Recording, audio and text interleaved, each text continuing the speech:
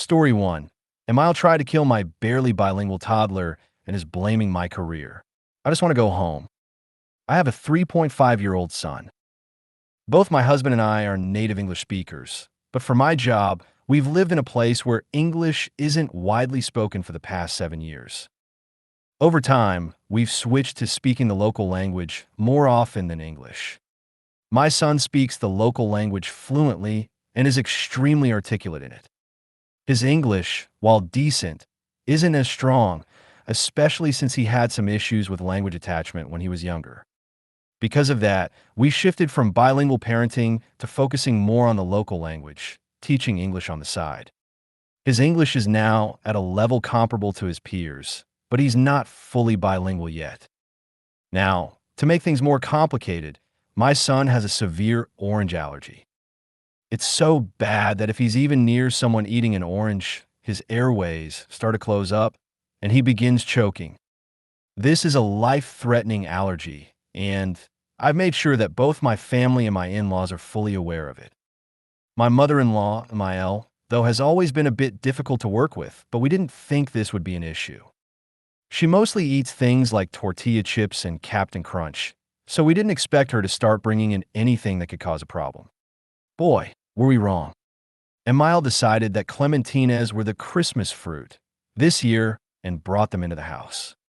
I don't think I need to explain where this is going, but I'll lay it out anyway. We never really taught my son the names of every type of orange because, honestly, we didn't think it was necessary. We didn't even know there were clementines in the house until she hid them in a blacked-out fridge drawer and, without telling us, fed them to my son. This all went down while my husband was out with his brother and dad, and I was folding laundry. Emile was making pancakes with my son. The layout of our house means I couldn't hear them talking. From what I understand, Emile took out the clementines and offered one to my son. He immediately told her that he couldn't eat oranges, but she insisted that a clementine wasn't the same as an orange and that it wouldn't hurt him. My son, being cautious and well-trained, said he needed to ask me first. Emile told him that he couldn't come into my room and promised him that the fruit was fine. She then peeled it and handed it to him, despite him being visibly uncomfortable. He knew the risks and didn't want to eat it, but Emile didn't stop. She touched his face with her hands after handling the fruit, and that's when things went south. My son started screaming, gasping for air, and calling for me. I ran downstairs, and there he was, struggling to breathe. I honestly thought his airways were closing, but it seemed more like he panicked and triggered the reaction himself, remembering a past incident. Regardless, I thought my child was dying.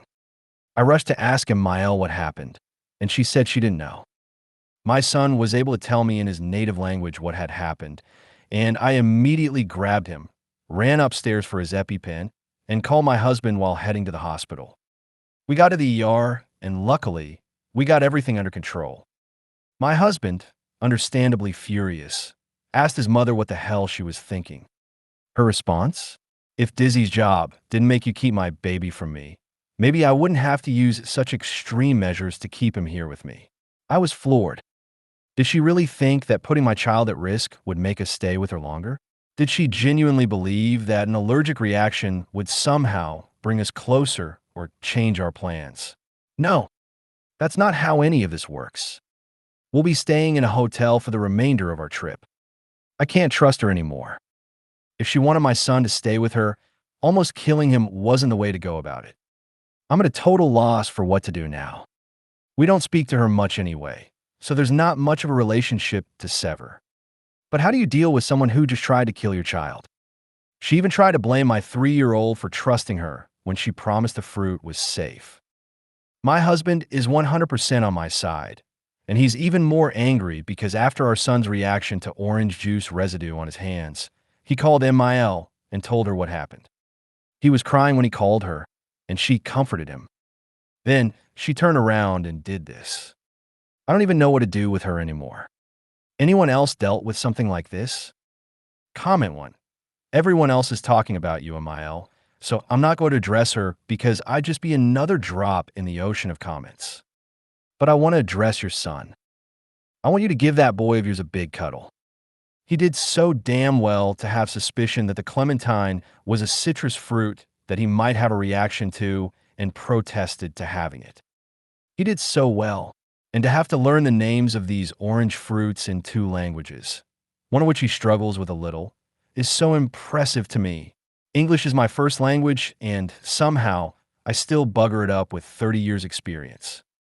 He's almost 4, and he can state that he can't eat something. You should be so proud of him.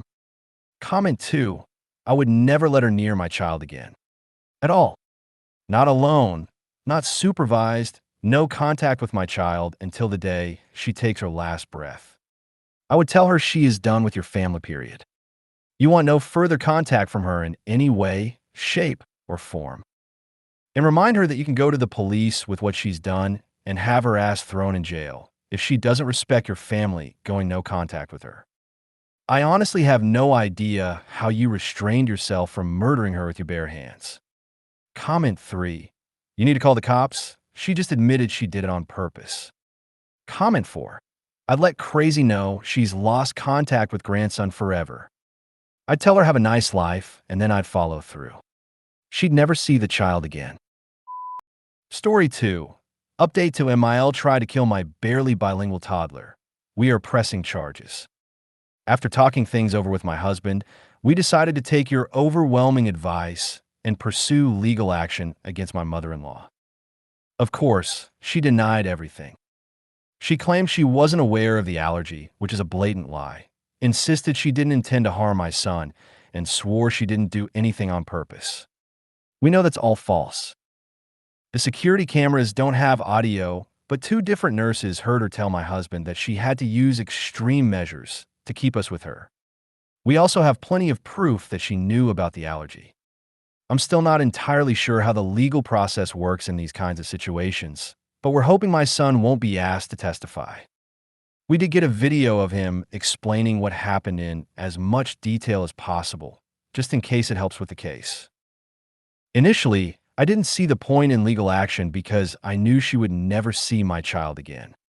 But many of you pointed out that having this on record could protect us if she ever tries to force contact or something down the line.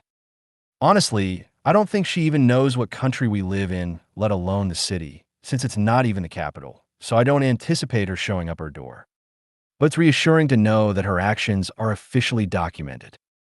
Our flight is tomorrow, and it looks like the worst legal consequence she'll face is some kind of misconduct record for child negligence. I personally think she deserves jail time, but I'm not going to fight for it. As long as she's completely out of our lives, that's enough for me. I'm incredibly grateful for this community and wish I could have responded to more of your comments. But by the time I logged back in, the comments were closed. Thank you again for all the support. Comment 1. Another thought on pressing charges. You can tell your son, now or in the future, that you did. That this person who valued getting what she wanted over his safety was punished, and his parents supported that. Good on you. Comment 2. What will be on the record at least? Still cannot understand how she thought this would keep you all with her. Safe travels back to your home. Glad your child is well. Comment 3. Sorry your son's life was almost taken by her. Also sorry that the law system will do little. Congrats from getting gone. But be careful always. These monsters can be very resourceful and persistent. Comment 4. I've been thinking about you guys. I'm glad to see that you decided to press charges. Safe travels and good riddance. Story 3. I think my MIL changed my husband's hospital emergency contact. Background. My mother-in-law, MIL, works at one of the 2 hospitals in our city. She's always insisted that her kids use this hospital for everything, but I've made it very clear that I won't be going there myself. The reason? She's incredibly nosy and the type of person who would go digging into our medical records just to be in the know, even when it's absolutely none of her business. My husband and I have been trying to have our first child for almost 2 years. Before going the medical route, we tried at-home fertility tests. Unfortunately, his came back with concerning results, which meant it was time to see a doctor and get some more answers. My husband hates going to the doctor, but he knows this is important. He first tried a local clinic, but they told him he needed a physical from a hospital first. So he called his mom to ask about the doctor they used to go to, just to get the name. Instead of simply giving him the information, she went ahead and scheduled the appointment herself. He didn't tell her the real reason for the visit. Instead, he said it was for a work-related physical because we don't want her knowing our personal struggles. We just don't have that kind of relationship, especially considering her history of being overbearing and invasive. When he went in for the appointment, the staff asked, "Is your emergency contact still MIL's name?" He told them no, that he'd already updated it to me a year ago. For context, he had a medical issue last year from a work injury. I brought him to the hospital, and at that time, they asked the same question. He told them then that it was time to update it to me, his wife. I provided all my information, and we assumed the records were corrected. Apparently, they weren't. The hospital still had his mom listed as the emergency contact, and even more concerning, she still had access to his files and could be notified about updates or test results. He had them fix it again that day and made sure everything was listed under my name and number. That night, he told me what happened, and honestly, I couldn't shake this uneasy feeling. I started wondering, what if she saw the change and just switched it back herself? I asked a nurse friend of mine if this was even possible, and she confirmed that yes, if someone works at the hospital and has access to patient records, they could technically make those changes, which of course would be a major HIPAA violation. But here's the thing, my MIL is 100% the kind of person who would do this. She doesn't think we'd ever report her, and she's always believed the rules don't apply to her. She's extremely controlling and manipulative, so it wouldn't be out of character at all. So here I am wondering, am I overthinking this? Am I crazy to believe she might actually do something like this? Comment 1. Your husband should ask if there's a way to see who last accessed his charts and change his emergency contact back to his mother. I'm pretty sure that there is. Comment 2. You're not crazy. This sub and JustNoMil are filled with reports of mothers ignoring HIPAA regulations. To prevent an even more serious event, her losing her job, let her know that there was some mix-up and the emergency contact was changed for so, and hope it was not a HIPAA violation. Good luck on fertility journey. Comment 3. But definitely not crazy for suspecting the change. I wouldn't doubt that she purposefully changed it. Depending on the electronic system, it might have who has access to his information.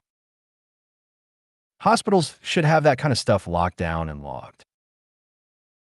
I would file a complaint with the hospital and ask them to investigate. If you made it to the end of the video, thanks for watching. Don't forget to like, subscribe, and share, and we will see you in the next video.